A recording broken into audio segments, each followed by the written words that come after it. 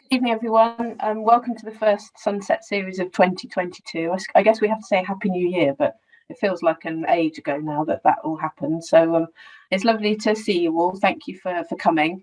This is the first of 3 Sunset series in the early part of 2022. So we've got one on the 29th of March about Furness Abbey, and then another on the 26th of April about reintroducing pine martens to South Cumbria. So 2 excellent talks coming up at the beginning of the year. We're then going to take a pause because hopefully we'll all be outside doing fun stuff in the environment from that period onwards. And then we're going to start the Sunset series again in the autumn. So we're really lucky today to have Eve Mullholland from Cumbria Wildlife Trust. And he's going to talk to us about the project that she's involved with, which is Dynamic Dunescapes around Morecambe Bay and Cumbria. So I will hand over to you, Eve. Thank you very much. Perfect. Thanks very much for having me. I'm Eve Mullholland. I'm the engagement officer for a project called Dynamic Dunescapes, and I work for Cumbria Wildlife Trust. And Dynamic Dunescapes is a national project working across England and Wales, working to restore and rejuvenate sand dunes. It's funded by National Lottery Heritage Fund and EU Life Programme, and it's a partnership project with Natural England, Plant Life, National Trust, Natural Resources Wales and the Wildlife Trust too. So hopefully you'll enjoy this talk tonight. I'm going to be introducing the project, talking about sand dunes, what we're doing to help them, some of the wildlife that we found on dunes and how you can get involved as well. So I look forward to answering any questions at the end. So the project is quite large scale, really. So we're working across 34 different sites in total of around 7 different cluster areas. And the project up in Cumbria, we're covering 11 of those 34 sites, and projects led by Natural England leading on the conservation works, and with Cumbria Wildlife Trust hosting my own role, but we're working with National Trust and many other local landowners too.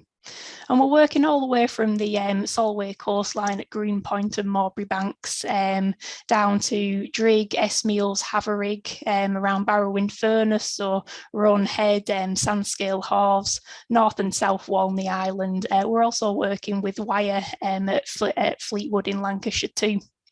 So really quite large scale project, and we're lucky to be working across so many different amazing diverse sites. So the project's not only just about restoring sand dunes, but we're really pleased to be able to be working closely with lots of people and communities as part of this. So why sand dunes then? Why do they matter? So sand dunes have actually been classified as one of the habitats most at risk in Europe for biodiversity loss. I'll come on to that in a second. But they're a home to so many different plants and animals that are very dependent on these sand dune environments, some of which are very rare, some of which are very threatened. But there's only about 20,000 hectares remaining across England and Wales. And since the 1900s, Wales itself has seen about a 60% reduction in the sand dune habitats.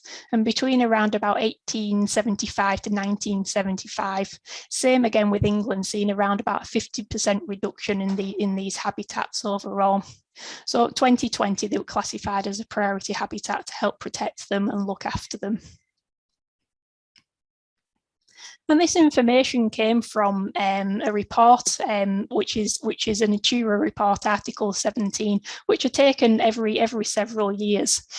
And this shows the proportion of dune habitats, I suppose, which are in favourable condition. And out of all of the different types of habitats, dune habitats have the least amount of favourable condition habitat, which is in favourable condition, but probably the largest amount of unfavourable habitats as well. And similar again for around about 2020, where the same assessments has been done as part of these European assessments. We're seeing a really low number of positive assessments for dune habitats, and again quite a high percentage of bad assessments for dune habitats as well, meaning the habitats are not in good condition for the species that live there. So what's the problem then? So until recently, we've been managing our sand dunes by looking at stabilising them, reducing dynamism. But over time, over the last several decades, we've seen that sand dunes have become overgrown with scrub and vegetation. So fixed rank vegetation as that. And that's a problem because we're seeing reduced amounts of this bare, open and mobile sand, which is so important for so many different species. So the way in which we go about managing sand dunes now and the expert advice on how we go about implementing this conservation techniques has now changed. So Dynamic Dunescapes is all about implementing these new conservation techniques to ensure there's some dynamism remaining within dune systems. So I'll explain that more in a bit detail now. So sand dunes, they begin their life, I suppose. Sand is a key ingredient for all dune habitats and all dune landforms, and they're very, very changeable environments, and they're at the forefront of climate change, storms on the coast. They're changing all of the time, but sand is a key ingredient, and we need the wind and the water to be able to push this sand up above the strand line to start to accumulate. And your pioneer species are your first species to grow there, and this might include marram grass, like we can see in the photo, sea holly, sea sandwort, and these pioneer species help to bind that sand together. And as more pioneer species grow, more sand develops, and the more sand develops, more pioneer species can start to colonize. So we've gone from these tiny little embryo piles of sand to more mobile dune systems containing all of these different specialist species with lots of open, bare sand. But as we move into a dune system, we get lots of different types of habitats too. And this is a picture of a fixed dune system with some dune heath in there. So as these pioneer species grow and die down, more nutrients are input into the ground. So it means more lichens, more mosses, more wildflowers can start to grow here, as well as you might get patches of dune heathland too, where there's more acidity in the soil. And these fixed dune systems, because they're quite undulating, they form microhabitats as well, and microclimates as such. So really diverse areas, and within these you might find patches of bare sand too, and this might be caused by storms, it might be caused by rabbits burrowing, it might be caused by other elements of disturbance as well, which is all part of kickstarting those successional stages within a dune system, forming a mosaic of habitats. But you also get damper areas within dune systems too, and these are known as dune slacks. And these might form, say, for instance, if a storm came in and built up a big spit of shingle, which blocked off an area at sea level height. So this area can now hold water. Or you might find dune slacks within a dune system too, so older dune slack types, and these might be formed by wind, for instance, coming through and eroding away the sand, meaning that the dunes become much more closer to the water table or below the water table, so they're able to withhold moisture. And many of these pools are actually ephemeral, so they will dry out, and you get many different ages of these dune slacks as well, which hold different vegetation communities. So healthy sand dunes, they contain a variety of different habitats, which we've just very briefly looked at. But one of the biggest threats, as I mentioned earlier, is this over-stabilisation of sand dunes. So again, this scrub and rank and coarser vegetation coming into these sand dune systems, overtaking these areas of early successional stages and these pioneer species. There's open area of bare sand, which of course many dune species need to be able to thrive.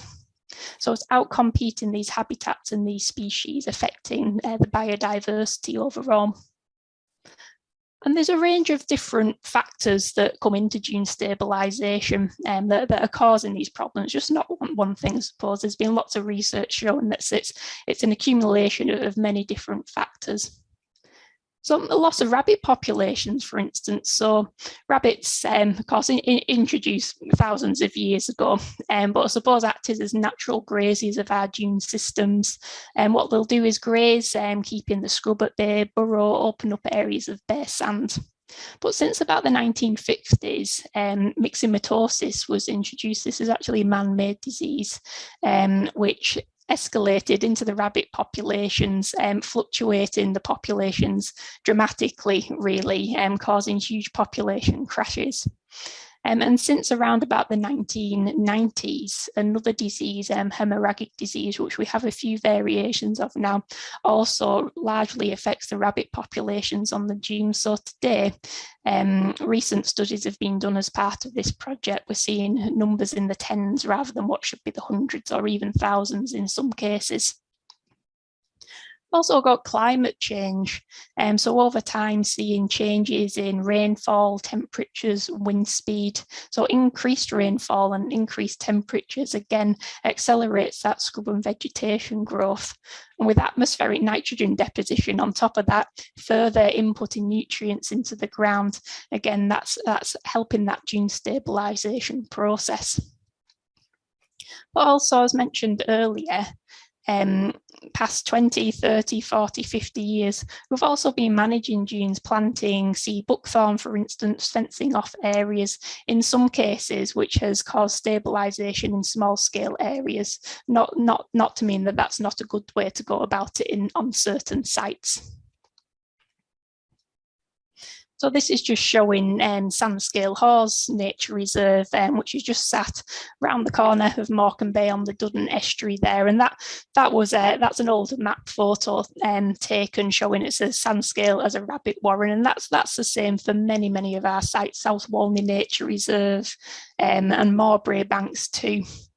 And actually, Askham and Ron Head, people used to take their horses down to graze the dunes there too. And that's just a photo that was sent in by a volunteer there. So decreased grazing pressure and changing how we actually use and manage the land, for instance, as well as a shift from sheep to cattle grazing has also helped to accelerate that scrub growth. And alongside that, invasive species as well. So I'm not sure if you recognise this, quite a lovely pink flower actually on the left-hand side there. That's Rosa Ragosa, which is also known as Japanese rose, and it's a non-native invasive species which absolutely loves the sand dunes too. So you can see in the picture there, that's one of our colleagues stood in amongst the Rosa Ragosa, seeing how to tackle it, but can quickly come in and overtake a dune system quite quickly if left unmanaged. And there's a whole range of other threats and issues that sand dunes face too, contributing to the habitat loss and fragmentation. So housing and development, and we've got many roads and houses estates built right behind these sand dunes, golf courses, agricultural land claim, hard coastal defences as well affecting these, also drought and sea level rise, all contributing to this risk that the sand dunes face.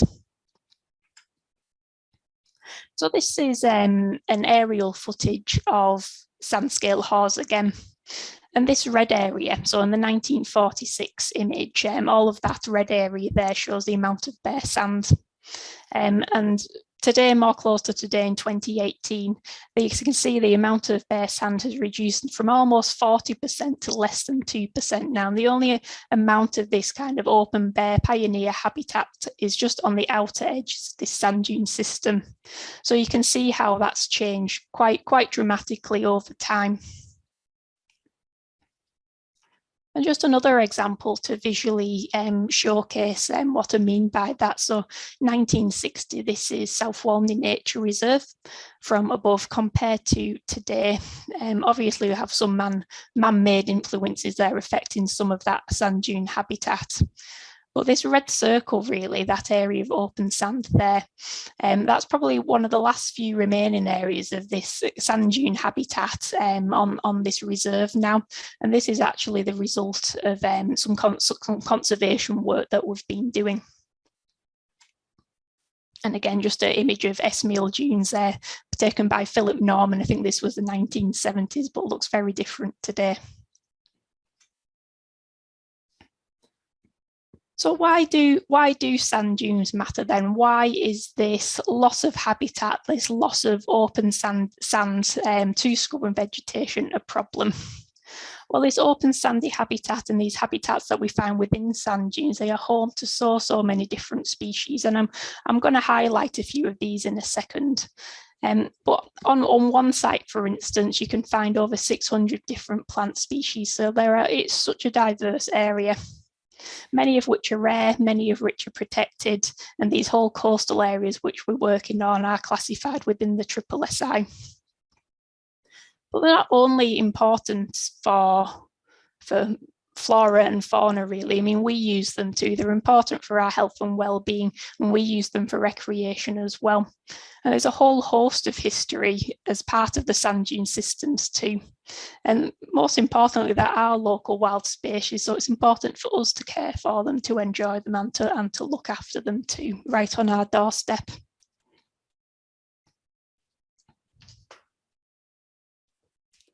So we'll have a look at some of the flora and fauna that we find on the sand dunes in Cumbria. So these are some plant species which I've picked out really to have a look at, which are highly adapted and specialised to live in the sand dune environment. So the top left-hand side there, that is known as prickly saltwort. And this is, I suppose this plant lives quite a dangerous life, I suppose, because this plant lives above the strand line. So it is at the forefront of waves and storms and the wind blowing sand on top of it.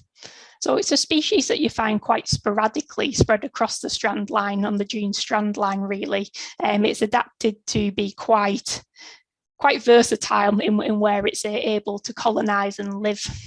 And this plant species, it's got really, really tiny little yellow flowers enclosed by 4 quite succulent leaves. It's a succulent plant to withhold moisture. And one of the distinguishing features on the prickly saltwort is at the end of these leaves, at the end of these bracts, it's got a tiny, tiny little spine to look out for. But apparently this plant species, it's full of sodium carbonate. So if you burn the ashes, it can be used to be made into soap products, and actually can be used to be made into glass as well. So the central image that you can see, this is one of my favourite little flowers, I think, that you can find on the dunes. And this is the Dune pansy. It's got 5 delicate petals there. It's restricted again to sand dune environments, and whilst not very rare, of course they're restricted to solely these particular habitats. And it's a subspecies of the wild pansy, and you can find it from blue colours. It can be white, it can be yellow, and blue. So it's quite a pretty little species, very delicate, blowing in the wind. So one to look out for there. And the bottom left-hand side, with the really bright pink flowers, that's known as Seaside Centaurians. It's quite a low-growing plant species, but you can see it's got these big, hefty kind of clumps of flower heads on top of it. So really quite nice and vibrant. Again, living in these open sandy habitats on the dune systems. And one of the distinguishing features on the Seaside Centauri compared to other centauries is that the leaves are parallel-sided too. And on the right-hand side, that little yellow flower there, that's the Isle of Man Cabbage. Again, sand dune species, and I think it's actually restricted to 22 localities across the UK. So a plant to look out for, really. But lovely looking thing with four quite fat yellow petals, the kind of same width and length on each side. So with all the variety of different wildflower species, of course, comes a variety of invertebrates too. And the grayling butterfly there, that's a bit of a master of disguise, I think. And you can find this, it's quite largely restricted to quite open environments. So you do find a lot of them restricted to sand dunes too. And it'll sit with its wings closed there on the open bare ground, as it is doing in the picture, to soak in the sunshine and the sun rays to warm itself up. And this butterfly species, it lays its eggs on quite a few different types of grasses. So one of those includes red fescue that you can find on some of the sand dune systems, but it can also sometimes utilise marram grass as well, which of course you find in abundance on the sand dune systems. So come between around about August and September time, on some of our sites, you can find abundance of these flying around that time. But some of the more notable species, I suppose, an important species are bees, and there's a whole range of different species of bees that we find living solely on our sand dunes. And one of those is the coastal leafcutter bee, which you can see on the image on the left-hand side. And this is found on coastal dunes and also heathland too, and within the dune heath on some of those sites. And its scientific name, never very good at saying it, Megacala maritima. And one of the ways that you can identify these, the males anyways, have quite bushy hairs on the front feet. And this bee nests within the sandy ground and uses leaves such as sea holly or even willow species. And what it does, it goes out and it flies away from its burrow, which it burrows within the sand. It goes out and it cuts a little bit these leaves away, and it takes it back to its burrow and almost rolls it up. And it uses these little kind of pouches of leaves within its burrow to lay its eggs in. So a lovely little species as well. And another more kind of notable species where it's probably found in its most northern range as well is the Colletes cunicularis, which is a spring mining bee. And this is the only bee which will fly during springtime. And you can see them in abundance sometimes, just a couple of days of the catkins of the willows come out, and they'll all kind of fly out to feed on the catkins. And again, the spring mining bee, it relies on this kind of sparsely vegetated sandy environments that you find within dune systems, but it particularly favours some of the older dune hollows, which again it will burrow and tunnel in. And the females, they tend to nest together, so you'll find quite large areas with lots of little tunnels where they'll be in large aggregations. But when they fly, the males all emerge at once. So when the females eventually come out, they'll form like a bit of a mating ball where one poor female will have a number of males on it, trying to mate.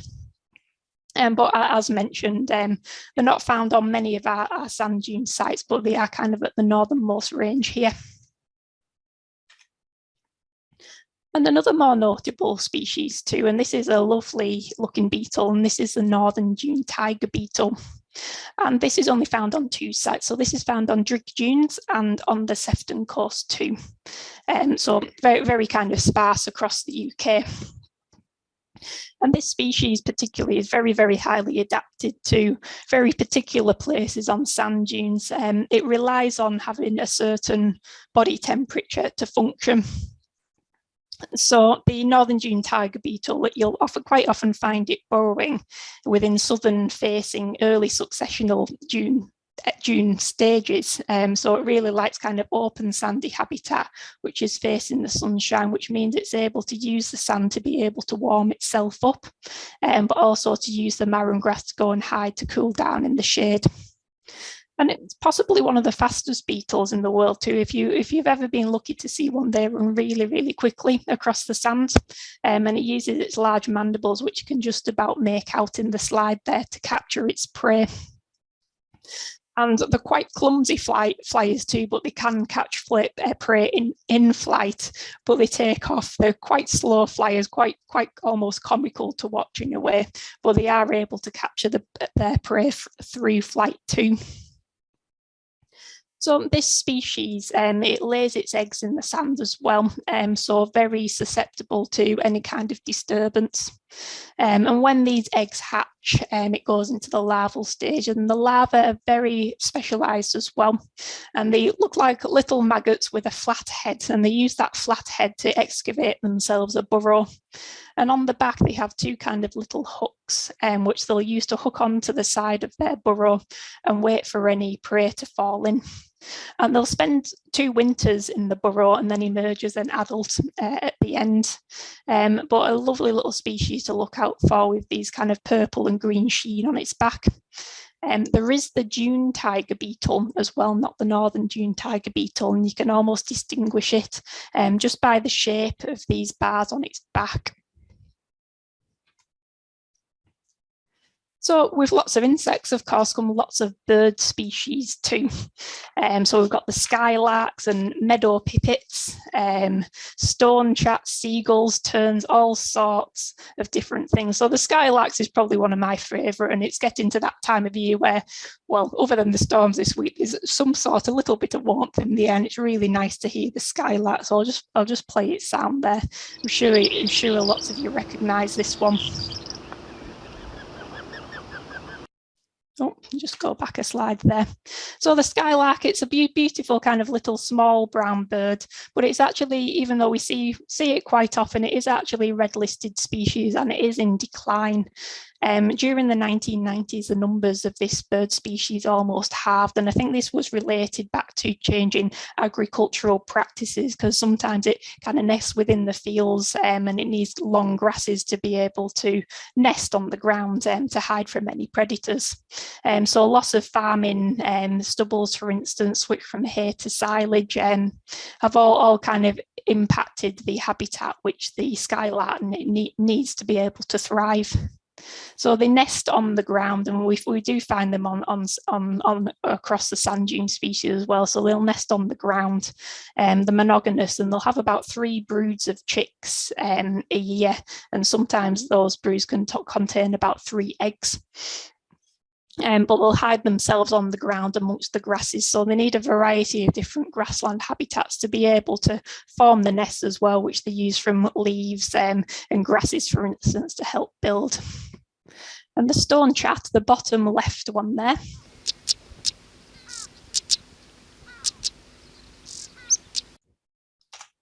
So I'm sure you kind of recognise where it gets the name from. It does sound like 2 little stones kind of clunking together, but this is quite a handsome looking chap there, quite a striking appearance with this kind of dark head and almost orangey coloured breast. It's got this kind of loud, sharp call, which is where it gets its name from, and you'll see this flitting about the sand dunes. It likes to kind of show itself off, I suppose. As you can see, it's standing on top of a little bramble there. But flying overhead as well, I mean, out in the estuaries, Morecambe Bay and Dune estuary, you'll get thousands and thousands of birds overwintering or migrating through. And we get a range of gull species. We've got the black-headed gull there, herring gull, common gull. But if you're lucky, you might see the odd migratory bird species as well. Got a picture of a tern there. And you get passing Arctic terns, and these migrate all the way from Antarctica. And they're a summer visitor to our coastline, passing through our dune systems between around about May to June time. And it's quite incredible because they're flying all the way from Antarctica. So one of my favourite species, a bit biased probably there, but the natterjack toad, obviously quite a charismatic creature that we find on our sand dunes, and again highly specialised to the habitat where it lives.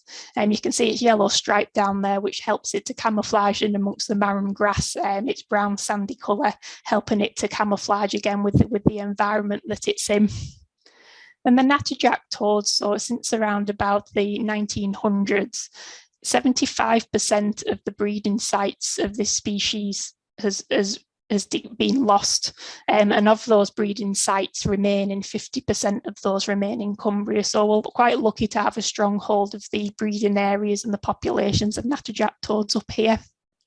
But they're very specific, and they need these ephemeral pools and dune slack environments to be able to thrive, and they've highly adapted to be able to lay their eggs in open sandy pools that are quite warm, and this helps the offspring to metamorphose really, really quickly, and this gives an advantage over competitors such as newts or common toads or common frogs, which take much longer to develop into froglets or toadlets.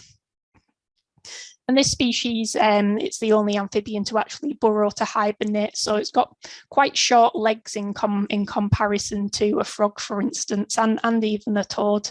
And this helps it to actually dig to burrow within the sand, maybe 30, 40, 50 centimetres down, where it will over hibernate to. And just see if you can hear its call as well. It's got this fantastic breeding call to attract the females. I'm wondering if you can hear it on there. This was just out with a couple of volunteers last year who we were training up to help survey this species. So alongside, really important invertebrate species, we've got a range of red listed and nationally scarce plant species too, excluding the roundleaf wintergreen, which is on the right-hand side there. But on the left is Dune Helleburn, and this is quite a tall orchid. Bit unusual to look at. It's got all those mostly sickly yellow flower heads, but you'll find this growing out of the side of kind of dune slack environments. It has this relationship with the willow there. And again, in the bottom centre there, the yellow bird's nest species. Now, this is quite a transient species, and some years it can come up in quite large numbers. Sometimes it can be really kind of quite low numbers too. So it spends its time underground from around most of the year, really, and it appears July to September time. But it's non-photosynthetic and relies on a very particular fungi species, tricholoma fungi, to actually thrive. And just an image of the roundleaf wintergreen there. That's something that you can find in abundance across a few of our dunes. We're also lucky to have a really stronghold of coral root orchid around Morecambe Bay too. So there's an absolute whole range of different species there, and obviously I've just only touched on a few of them, but there's a whole range of works that we're doing to help not only these particular species which I've highlighted tonight, but all of the other hundreds of species that rely on these particular sand dune habitats to be able to thrive. So as mentioned earlier, Natural England are leading on kind of the sand dunes and the delivery of these conservation works, but I'll just run through a few examples of what we've been up to across Cumbria recently. Across the project in total, we're hoping to achieve 35% of the total sand dune systems in more favourable condition. So hopefully that'll have an impact on the assessments which we looked at on some of the original slides. Working to restore 7,000 hectares across the 34 sites, and helping to look after at least 50% of those 33 of the important sand dune species. All the while working with our partners and sharing best practice about what we've learned. So up on the Solway coast, and so this is an example up at Marbury Banks Nature Reserve, and we've been working with Solway Coast AONB up there, and this is part of their overall management plan. So what they've been doing is actually creating some new pools for natterjack toads, and they've been working closely with Amphibian and Reptile Conservation Trust to be able to do this too. And they built three new ponds using machinery on the dune environments there. And as you can see, opening up areas of bare sand around the banks of the dune systems, which you can just make out across there.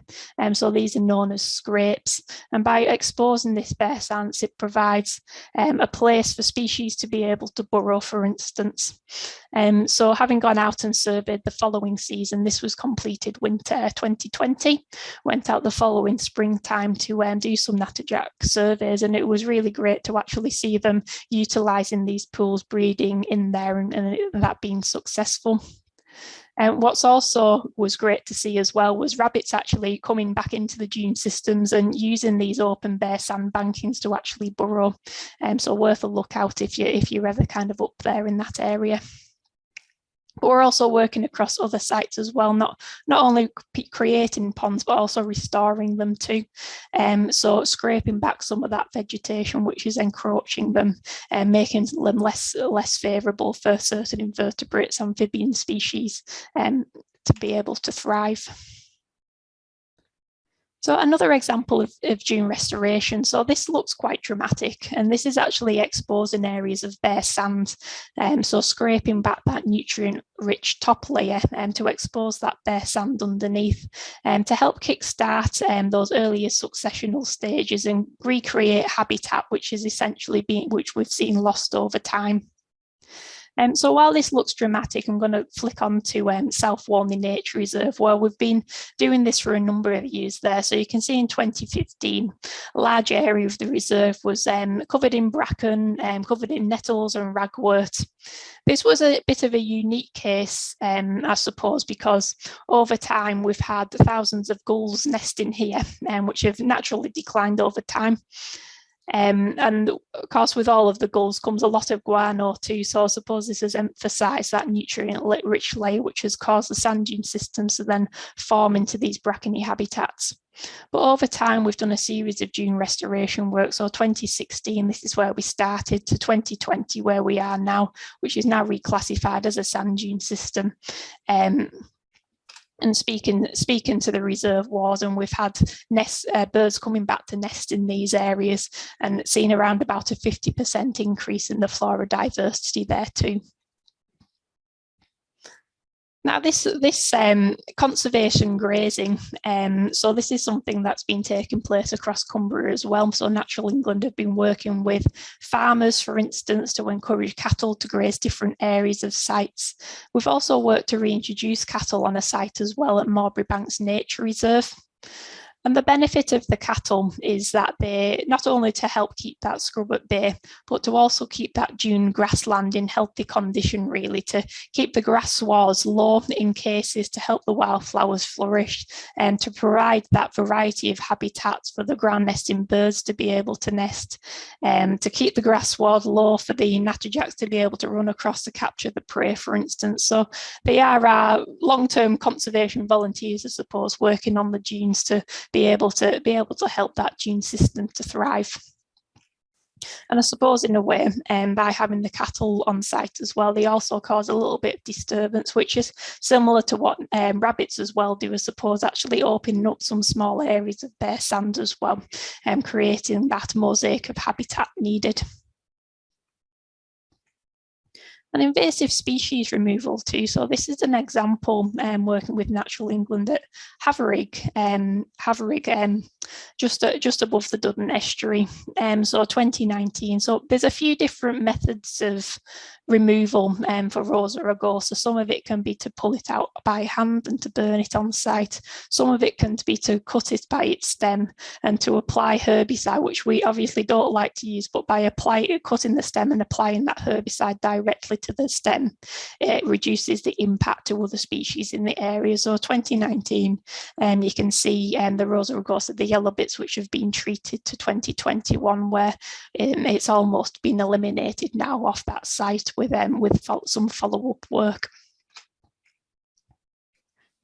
So some of the things that I've been doing then, just to finish off, as part of the projects, we've been working with all sorts of different people. So we've been working with school groups, getting them out and about, and we've been running the John Muir Award and helping schools through this on the dunes.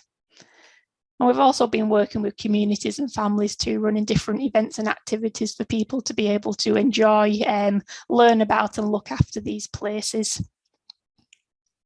We've also been doing a series of walks and talks, other community arts events, certain events with dog walkers too, especially around the work that we've been doing by introducing the cattle, to ensure that if anybody has any questions, we're able to have those discussions with them from early on.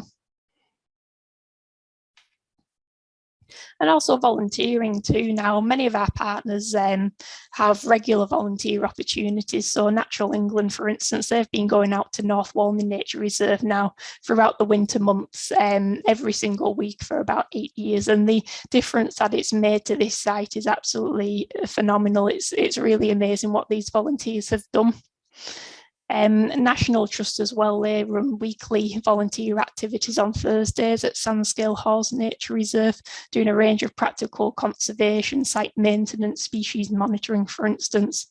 And of course, we also have been running our own activities through Dynamic Dunescapes, and one of those has been a citizen science scheme. So part of implementing all of these conservation techniques across sites, we've set up a long-term monitoring scheme as part of this to really understand how these dunes are changing over time, the effects that the conservation management is having on the dunes, whether it's a good or bad thing, to help inform future decisions for sand dune management, essentially, to see how particular species are doing on site. So we'll be looking to train volunteers, new and returning volunteers again, this spring and summertime, to get involved as part of this long-term scheme. So I'll just finish off there. I'm not sure what what time we're on. I think we've kind of come to the end of the time. I did have some videos to share, but I'm not sure if we've got a chance to do those.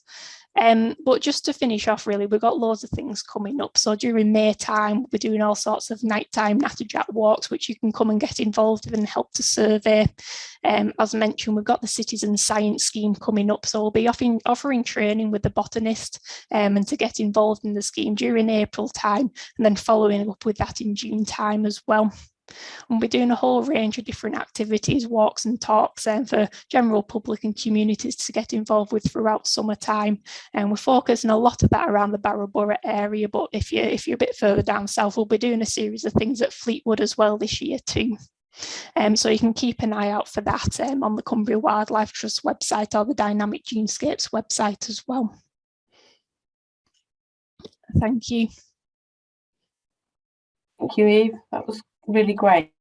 I'm just going to put a link to the Dynamic Dunescapes website in the chat, and I'll do Cumbria Wildlife Trust as well, just so in case people want to go to any of the events that you've just talked about. That was a really interesting. Who knew and who would think how many different species would live in sand dunes? To most people, it just looks like sand, but they actually do hold such a fantastic array of species. So that's fantastic. Thank you ever so much. Are there any questions? Can you stop sharing your screen? Yes, I'll do that now. That's great. Thank you. So questions in the chat, please, if you can. Just have a look. So we've got one here. Is there a risk that the dune restoration works will go into reverse when the project ends? For example, will the gulls start to recolonise? That is a risk, yeah. So as part of Dynamic Dunescapes, we've actually used this project to continue on previous works as part of the Dunes of Barrow project, particularly around Walney and Barrow in Furness. But what we're looking at the moment, I mean, the majority of the works have already been kind of completed, but within the remaining time of this project, we'll be looking at doing follow-up works on those sites and looking at implementing kind of annual follow-up work, specifically with the invasive species control, for instance, as part of that. So yes, it is a concern, but we're kind of doing what we can to be able to implement that in the future and look for kind of other options going forwards.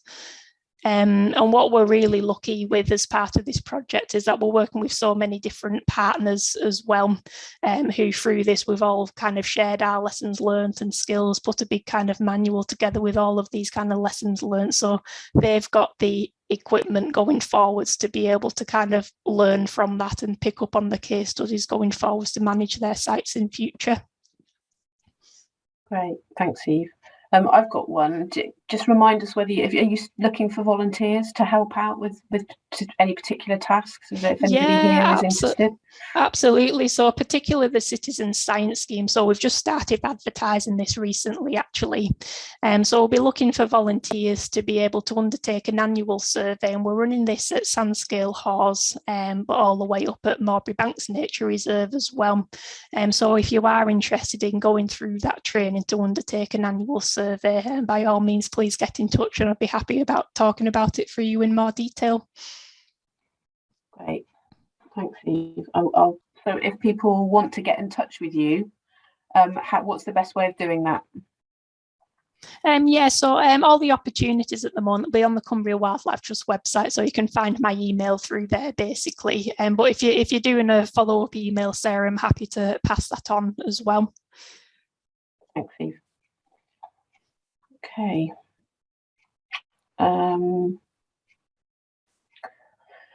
So Jonathan Powell is saying, been quite skeptical about Dynamic Dunescapes turning back nature. However, you've been the most coherent and persuasive presentation so far.